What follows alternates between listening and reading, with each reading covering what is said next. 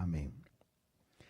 Romanos capítulo 8, en el versículo 16, es donde hemos llegado en la consideración de esta extraordinaria carta del apóstol Pablo.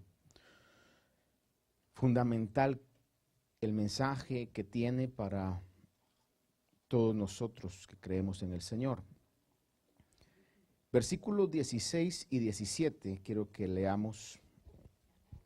Dice el 8, 16 y 17. El Espíritu mismo da testimonio a nuestro espíritu de que somos hijos de Dios. Y si hijos, también herederos, herederos de Dios y coherederos con Cristo, si en verdad padecemos con Él, a fin de que también seamos glorificados con Él.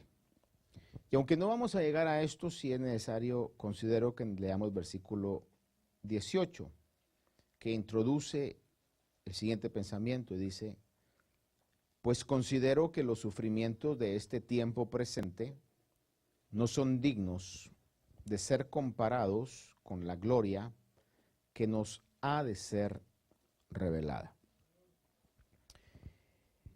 Comienza este trozo de esta carta diciéndonos que el espíritu por el cual hoy podemos clamar Abba Padre, por el cual podemos decirle a Dios Padre, no solamente Creador, sino Padre, y la expresión Abba Padre, sabe usted que es una expresión de afecto, de cariño, de acercamiento.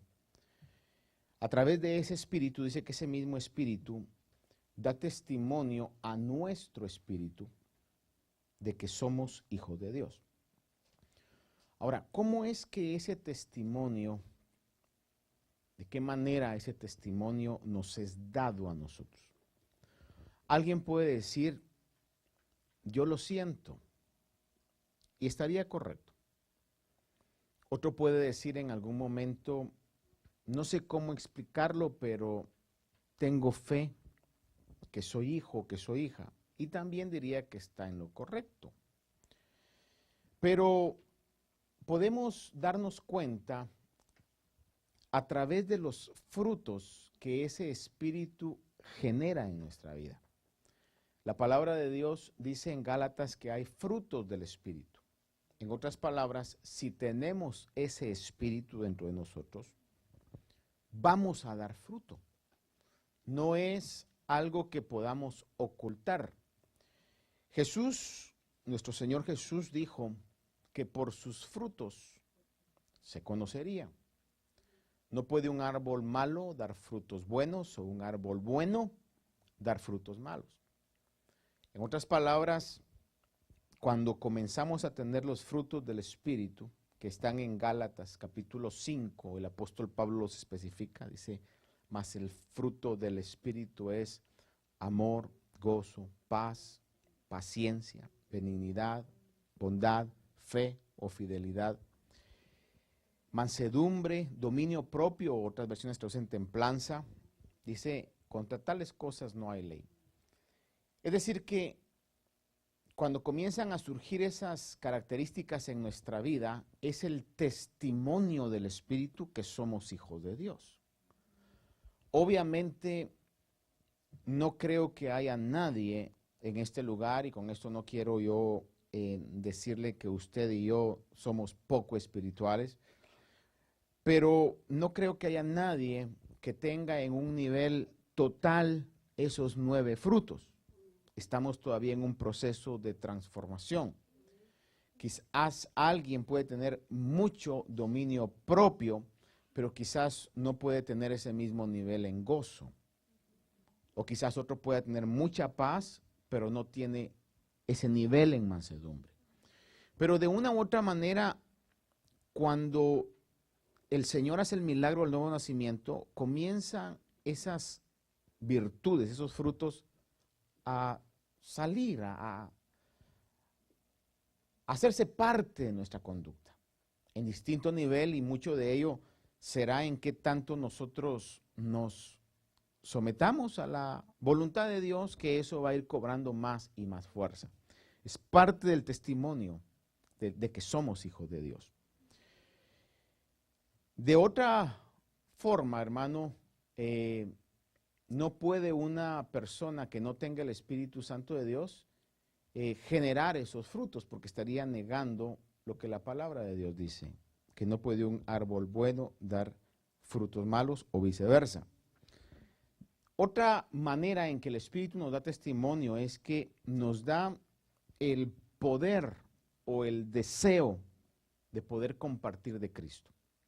El genuino cristiano, de una u otra manera, va a tener el deseo de compartir de Cristo. Y no necesariamente esto quiere decir que usted vaya a hacerlo como otros lo hacen, porque cada quien tiene diferentes llamados, virtudes, características, como usted le quiera llamar, pero de una u otra manera comienza a generar el deseo en las personas de cómo hago para dar este mensaje, para dar a conocer este mensaje.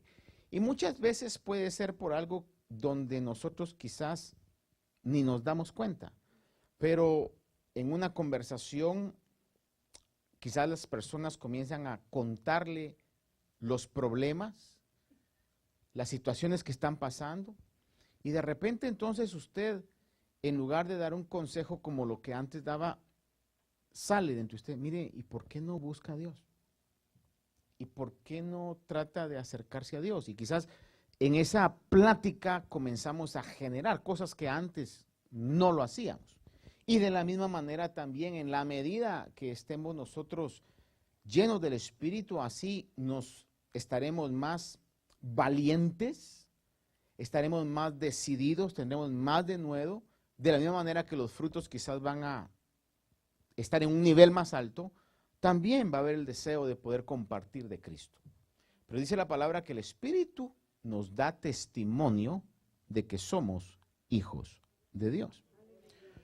Versículo 17 dice, y si hijos, también herederos de Dios y coherederos con Cristo. Y pone una cláusula.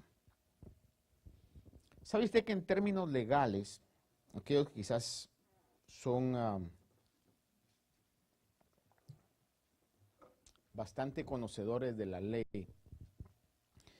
a lo menos no sé si lo traduzcan también así en español, pero en ciertos contratos legales, en inglés usan esta expresión, contingency. ¿Qué quiere dar a entender esto? Es que hay a veces una oferta de algo, se escribe un contrato, pero hay contingencias. Lo que quiere decir es, por darle un ejemplo, se puede adquirir esto, pero si tenemos el dinero a no más tardar de cierto día. Es decir, que si se pasó esa fecha, el contrato queda nulo. Es como una contingencia que puede haber ahí, ¿verdad? Yo cuando veo este verso podría decir que este vendría a ser como una contingencia también a ser herederos con Cristo. Creo que el domingo pasado le decía esta frase yo. A veces queremos que las bendiciones sean reales, pero que los sufrimientos sean imaginarios. No puede ser así. Si tenemos sufrimientos imaginarios, reciba en el nombre del Señor las bendiciones imaginarias. Dice aquí que somos herederos de Dios, coherederos con Cristo, pero añade el pasaje, dice, si en verdad padecemos con Él, a fin de que también seamos glorificados con Él. Porque hay una dosis de sufrimiento por el nombre de Cristo. Ahora, no quiero que nos asustemos con esto, porque en la capacitación del Espíritu nos va a dar siempre el consuelo que necesitamos, la fuerza que necesitamos, juntamente Dios con la prueba da la salida. Dios siempre va a respaldar y nunca los que en Él confían, dice el Salmo, serán avergonzados. Pero tenemos que saber de que en el paquete viene eso. Somos herederos de Dios, coherederos con Cristo, pero dice, si en verdad padecéis con Él. Haga de cuenta que todos llegamos al cielo. Usted sufrió vituperios, vergüenzas, sufrió cansancio por servir al Señor, todo lo que involucra, que vamos a ver más adelante. Pero yo me hice a un lado, yo no quise nada de eso, yo quería nada más lo bueno, pero el sufrimiento y las situaciones que venían con el paquete yo no las agarré. Entonces, todos llegamos al cielo. Y luego en el cielo yo le voy a decir, Señor, yo creo tu palabra y ahí dice que soy coheredero también. Entonces me van a decir, sí, pero no cumpliste la contingencia. Querías solamente las bendiciones y nunca padeciste los sufrimientos. Es lo que el verso, al entenderlo, lo está diciendo. Ahora, déjenme para que nos emocionemos sobre esto, leerle en la palabra de Dios los versículos que afirman esa realidad que somos coherederos, para que nadie nos diga lo contrario. Hebreos 1:2 dice, en estos últimos días nos ha hablado por su Hijo, a quien constituyó heredero de todas las cosas, por medio de quien también hizo el universo. Lo primero que comienza diciendo estos versículos es, el heredero de todo es el Señor Jesús. Está en la palabra del Señor.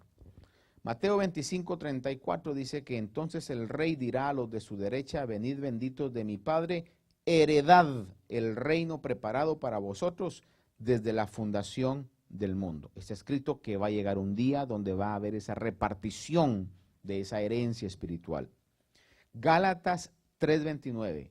Y si sois de Cristo, entonces sois descendencia de Abraham, herederos según la promesa. La palabra claramente establece que la herencia es de Cristo y que nosotros somos coherederos con Cristo de esas bendiciones. Efesios 1:11 dice, también hemos obtenido herencia habiendo sido predestinados según el propósito de aquel que obra todas las cosas conforme al consejo de su voluntad. También hemos obtenido herencia, recalca una vez más esto.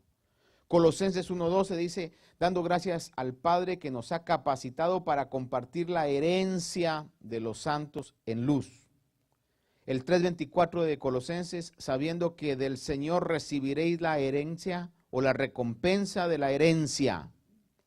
Hebreos 6:12 dice, a fin de que no seáis indolentes, sino imitadores de los que mediante la fe y la paciencia heredan las promesas. 9:15 de Hebreos.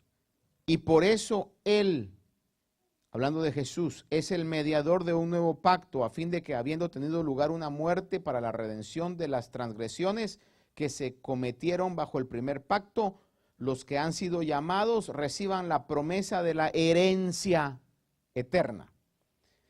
Primera de Pedro 1:3-4, bendito sea el Dios y Padre de nuestro Señor Jesucristo, quien según su gran misericordia nos ha hecho nacer de nuevo a una esperanza viva, mediante la resurrección de Jesucristo entre los muertos, para obtener una herencia incorruptible, inmaculada y que no se marchitará, reservada en los cielos para vosotros.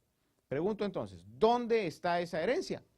Reservada en los cielos para nosotros. La Biblia claramente, y es uno de esos puntos que lo marca no una vez, no dos veces, muchas veces, que hay una herencia reservada para Cristo y nosotros como coherederos con Cristo también podemos apropiarnos de esa herencia. Tito 3:7 dice que para que justificados por su gracia fuésemos hechos herederos según la esperanza de la vida eterna. Y luego un versículo que podríamos utilizar acá también sobre esta realidad es en Mateo 25:21, donde dice, su Señor le dijo, bien, siervo bueno y fiel, en lo poco fuiste fiel, sobre mucho te pondré. entra en el gozo de tu Señor.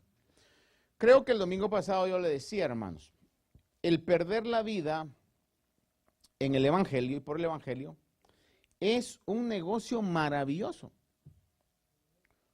Los años que usted tenga, si Dios lo bendice con buena vida o larga vida, vamos a pensar que llegó extendiendo el asunto a los 90 años, ¿verdad? 90 años, uno dice, si los mira adelante, dice, uff. Ya cuando uno los mira para atrás, dice, uff, cómo se fueron, de rápido. Pero vamos a pensar 90 años, una larga vida acá en la tierra. ¿Qué es eso comparado con una eternidad? Nada. Vamos a pensar en la siembra de este cuerpo que tenemos, y es lo que hablábamos el domingo pasado. Este cuerpo que utilizamos, usted lo siembra y lo desgasta en la vida haciendo la voluntad de Dios, cumpliendo el plan que Dios quiso que usted cumpliera. Honró a Dios en su servicio, en su trabajo, en su familia con este cuerpo. Lo hizo para la gloria de Dios. ¿Y qué va a hacer este cuerpo comparado al cuerpo de gloria que Dios nos tiene reservados? Es el mejor negocio que podemos tener. ¿Y sabe qué? Está activo el día de hoy y las puertas de esa oportunidad están abiertas el día de hoy todavía para que sembremos y hagamos el mejor negocio de nuestra existencia. Vamos a recibir una herencia eterna que no se marchita, inmaculada, reservada en los cielos para nosotros. Con esto, por si hubiera en la mente de alguno de nosotros, bueno, me van a dar un cajón, un baúl con un montón de monedas de oro. Hermano, se utilizan ejemplos que podamos nosotros entender por lo valioso que es, pero son cosas que no tienen precio, hermano. El centro de la herencia que está reservada en nosotros es un cuerpo glorificado, donde ya no va a haber más enfermedad. Vamos a tener, hermano, quizá lo más cercano es el cuerpo de Adán, pero en una madurez. Quisiera decirle yo que conforme a lo que la palabra dice, que vamos a tener un cuerpo glorificado, semejante al cuerpo que Jesús, o quizás en una dimensión aún mayor que el Señor tuvo cuando resucitó. Un cuerpo que era extraordinario, sobrenatural totalmente. Ese es el núcleo de nuestra herencia. ¿Cuántos se gozan por eso, hermano? Yo me gozo. El mejor negocio de nuestra existencia está disponible todavía. Dice la palabra en el 17 cuando leímos, dice que si somos hijos, somos herederos y coherederos con Cristo, si en verdad padecemos con Él, a fin de que también seamos glorificados con Él. ¿Ve esa palabra? Glorificados. Importante. Glorificación. Aquí está diciendo esta palabra glorificación. Está hablando de la culminación del propósito de Dios en esta tierra. El Señor Jesús lo utilizó cuando se transfiguró delante de sus discípulos. Su oración fue: Padre, glorifícame ahora con la gloria que tenía en el principio. Lo más cercano que ellos vieron en esa gloria fue en esa transfiguración. El Señor estaba hablando y dijo esta oración, si no me equivoco, en Juan 17, porque los discípulos iban a verlo a Él glorificado después de resucitado. Iban a ver ese cuerpo ya glorificado. Y es lo que el texto nos está diciendo. Está diciendo de que si padecemos con Él, como somos herederos, vamos a ser participantes también de esa glorificación junto con Él. Nuestra glorificación es el proceso final de nuestra adopción. Hoy somos hijos. Por eso quise leerle el versículo siguiente, el versículo 18, cuando dice el apóstol: considero los sufrimientos de este tiempo presente que no son dignos de ser comparados con la gloria que nos ha de ser revelada. Hoy somos hijos, Pero somos hijos que no tenemos ese nivel de gloria, hermano. Usted no puede diferenciar, yo no puedo diferenciar solo por ver a dos personas en la calle y decir, este es hijo de Dios porque se le mira la gloria y aquel o aquella no es hijo de Dios porque no se le mira la gloria. Quizás en algún momento hasta se miren más saludables los que no son. Pero va a llegar el momento en donde eso ya no va a ser así porque vamos a ser glorificados, nuestro cuerpo va a ser glorificado. Y ese principio ha estado en toda la Escritura y por recordarle uno de esos eventos, cuando Moisés recibió la ley en el monte Sinaí, estuvo 40 días y 40 noches en ese contacto con la presencia de Dios y bajó, la palabra nos dice de que su rostro brillaba. Otro ejemplo es cuando Esteban estaba siendo apedreado. Dice que su rostro fue transformado como el rostro de un ángel. Pareciera fantasía, pero es una verdad, hermano, del evangelio. There is a new body for us. Hay un nuevo cuerpo para nosotros, donde vamos a participar de todas las bendiciones de la herencia. Déjeme sonarle un poco fantasioso aquí. Haga de cuenta que en su herencia usted tiene un par, por decir algo, un par de esos carros de fuego que el Señor tiene. ¿Se imagina que no nos cambian el cuerpo? Súbase, súbase usted primero, si eso está ardiendo. Por eso necesitamos, para disfrutar la herencia, ese cuerpo maravilloso que el Señor tuvo. Es una verdad, hermanos. Una verdad que cada año que pasa en nuestra vida, un año más, llega a cierta edad, que Ana todavía no ha llegado a esa edad, donde uno en lugar de decir un año más, dice un año menos. Hermano, pero ese cuerpo glorioso va a estar preparado para vivir una vida eterna. Recalco esto, ¿le gustaría a usted entrar en la eternidad con este mismo cuerpo? Esa no sería una eternidad de bendición, sería una eternidad de tortura, ¿verdad? Hermano, nuestra glorificación es el proceso final de nuestra adopción. El Señor dijo en Juan 17, la gloria que me diste les he dado para que sean uno, así como nosotros somos uno. Es decir, que ya la semilla de la glorificación está puesta en nosotros. De que usted y yo vamos a ser glorificados, vamos a ser glorificados. Le comentaba y platicábamos un poco con los hermanos maestros el día de anoche y les decía que un ejemplo que quizá todos podemos identificarlo es cuando el gusanito o la oruga se convierte en mariposa.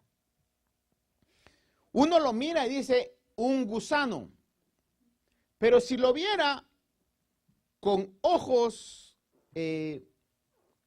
diría yo, más optimistas o realistas, uno debería decir, ahí está la mariposa. Pero lo que uno mira es el gusano. Pero le pregunto, cuando el gusano se mete en su capullo, de una u otra manera, sacan a escondidas al gusano y meten a la mariposa. ¿Verdad que no? El gusano es mariposa, lo que pasa es que está disfrazado de gusano. Hermano, déjeme decirle algo, por eso no hay necesidad de disfrazarse en ningún día del año, porque ya estamos disfrazados, hermano. Nacimos disfrazados. Se va a manifestar un día la gloria que el Señor ha puesto dentro de nosotros. Con el Espíritu Santo, hermano, aunque es maravilloso sentir el calor, el fuego, el gozo, todo lo demás, pero eso no es en sí la plenitud del Espíritu Santo. El Espíritu Santo es un poder que vamos a llegar a entender quizás hasta ese día. Romanos 8:23 dice, hablando acerca de la creación, siempre en este pasaje del versículo 8 dice, y no solo ella, sino también nosotros mismos, que tenemos las primicias del Espíritu, aún nosotros mismos gemimos en nuestro interior, aguardando ansiosamente la adopción como hijos, la redención de nuestro cuerpo. Ahí está hablando de ese cuerpo que nos espera. Ahora, déjeme llevarlo y concluir en el pensamiento de estos versículos sobre la realidad del sufrimiento a causa del Evangelio. El sufrimiento a causa del Evangelio es una prueba del genuino cristiano. El cristiano que no está dispuesto a sufrir por el Evangelio, hermano, posiblemente no es un genuino cristiano.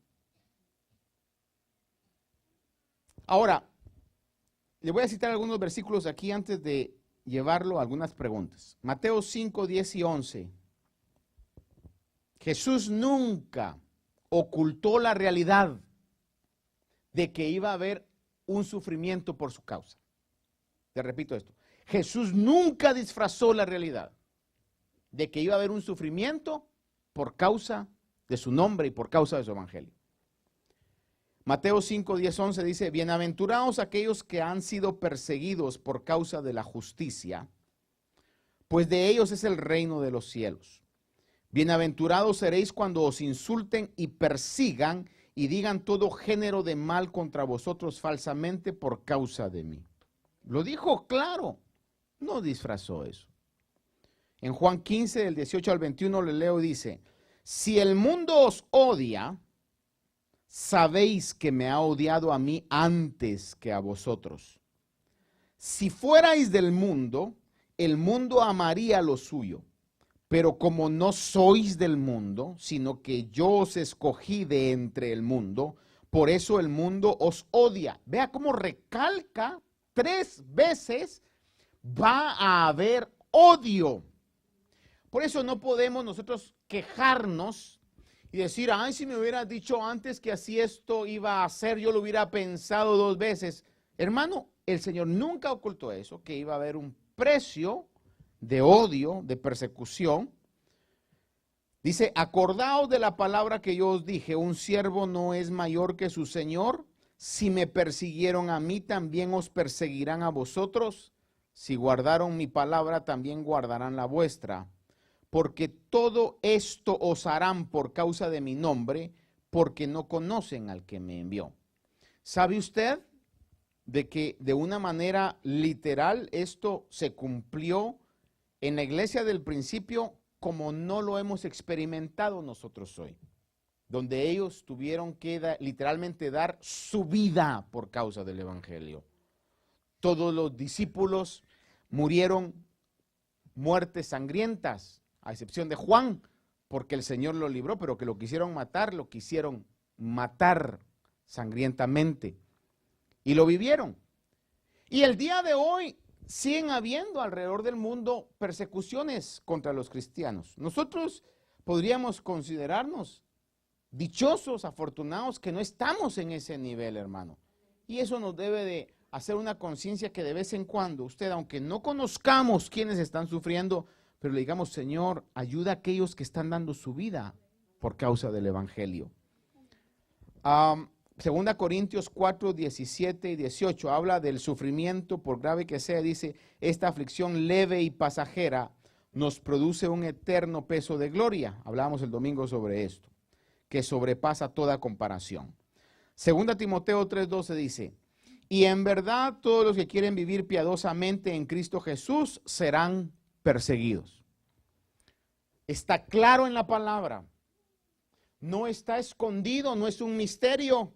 Está claro en la palabra que el evangelio trae una dosis de sufrimiento. Y el que no quiera el sufrimiento, hermano, le repito, no podrá ser partícipe de la herencia. Porque el pasaje claramente dice, somos coherederos de Dios. Perdón, somos herederos de Dios, coherederos con Cristo, si en verdad padecéis. Entonces, en el paquete completo hay una contingencia y la contingencia es, ¿quieres la herencia celestial? Yes, Lord, I want my inheritance. Yo quiero mi herencia completa. Ok, lo único es que va a haber una aflicción leve y pasajera. ¿Cuánto va a durar, Señor? ¿Unos 5 minutos? No, hijo, te va a durar unos 15 añitos. En comparación a la eternidad es leve y pasajera. Ahora, quisiera concluir con estas consideraciones nosotros, porque obviamente no estamos en una iglesia donde yo venga y le diga hoy, estuviéramos quizás a puertas cerradas y con luces apagadas diciendo, ok hermanos, terminamos nuestra reunión, así que ustedes ya saben, como esto es prohibido, vamos a salir. Primero van a salir por la puerta de atrás las mujeres y luego hermanos, por favor, no vayan a decir ni un amén, ni un aleluya. No estamos en ese sistema como lo estuvo, por ejemplo, en un tiempo la China, como lo estuvo en un tiempo la Unión Soviética. Hoy usted sale, pone música cristiana en su carro y hermano, no lo van a meter a la cárcel por eso, no lo van a perseguir. Pero ¿habrán sufrimientos que tenemos que cumplir hoy? ¿O será que nosotros somos la privilegiada iglesia que es la excepción a esta regla? Amados hermanos, hay sufrimientos, and let's face it, agarrémoslos y sepamos que es parte del paquete.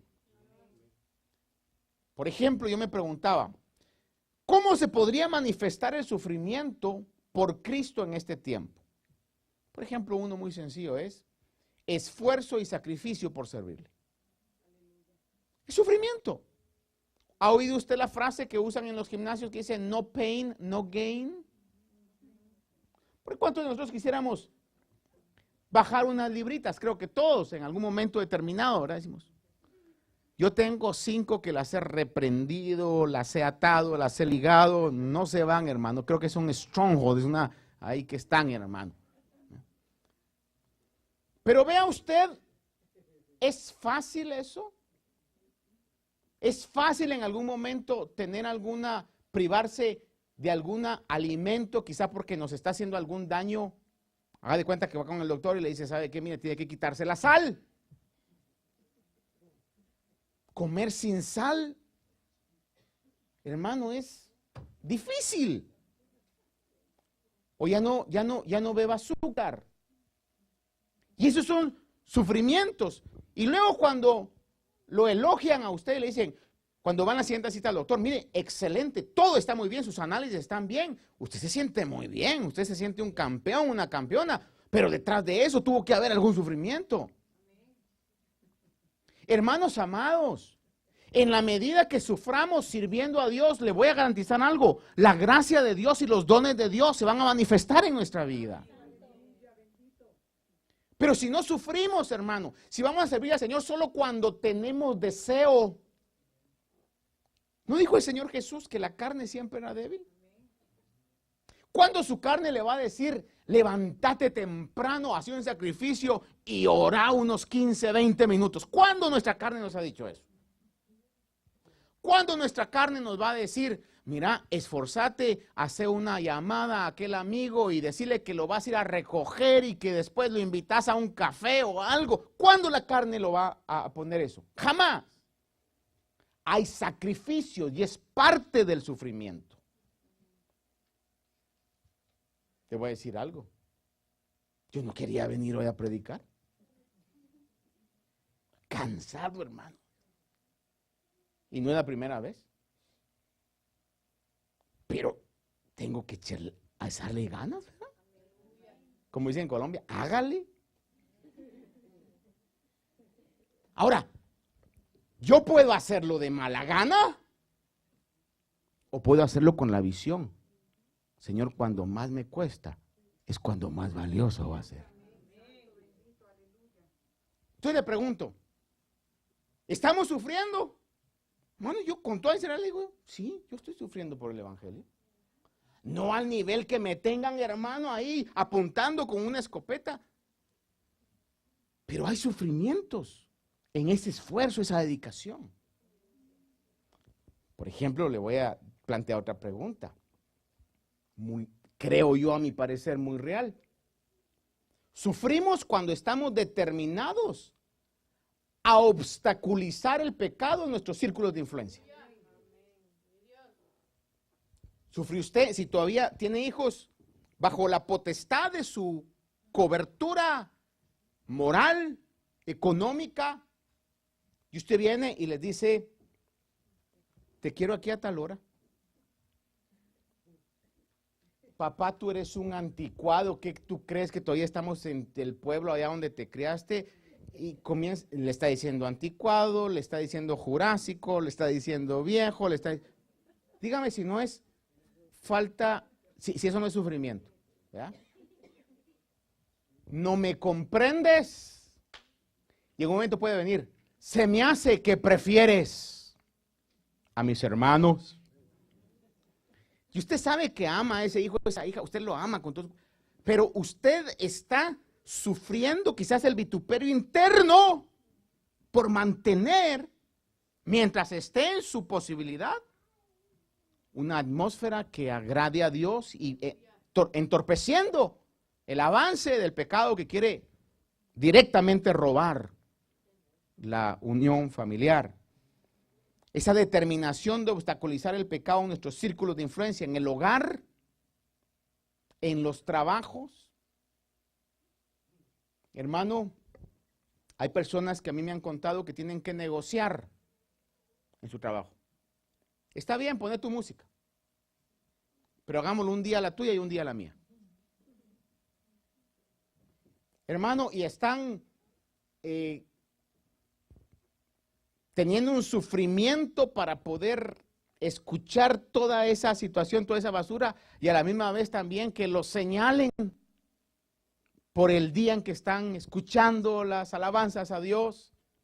O por ejemplo, lo que se puede dar muy clásico, está en una reunión familiar o una reunión de trabajo y de repente comienzan a hablar en doble sentido, comienzan a hablar bromas y chistes ofensivos, inmorales.